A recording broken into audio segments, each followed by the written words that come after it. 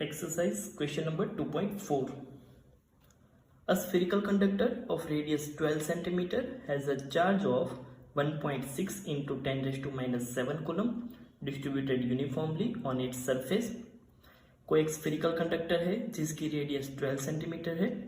इस कंडक्टर के ऊपर 1.6 into 10 raise to minus 7 coulomb charge uniformly distribute किया हुआ है. What is the electric field? A inside the sphere.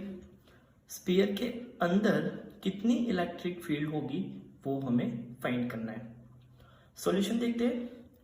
तो स्टूडेंट्स, जैसे कि हम थियोरी में पढ़ चुके थे, कोई भी कंडक्टर के inside electric field always zero होती है.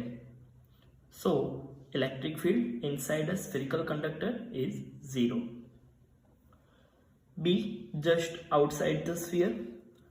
मतलब कि ये जो स्फीयर है उसकी सरफेस के पास कहीं पर इलेक्ट्रिक फील्ड फाइंड करनी है.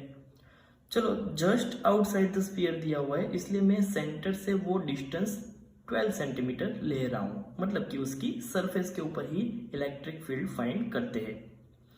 तो R equal to 12 centimetre. Electric field का इक्वेशन होता है E equal to K Q divide by R square.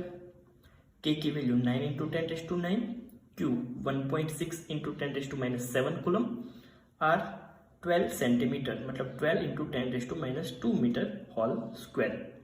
So final answer is electric field E equal to 10 raised to 5 Newton coulomb inverse.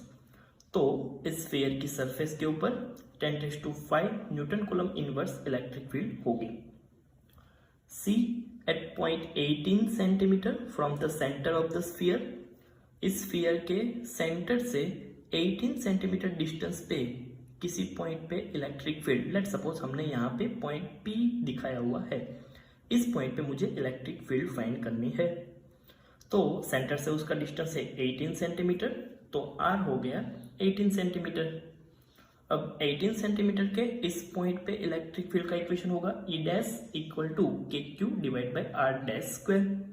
के की value 9 into 10 raise to 9, Q 1.6 into 10 raise to minus 7, R dash दिया हुआ है 18 centimetre, that means 18 into 10 raise to minus 2 whole square.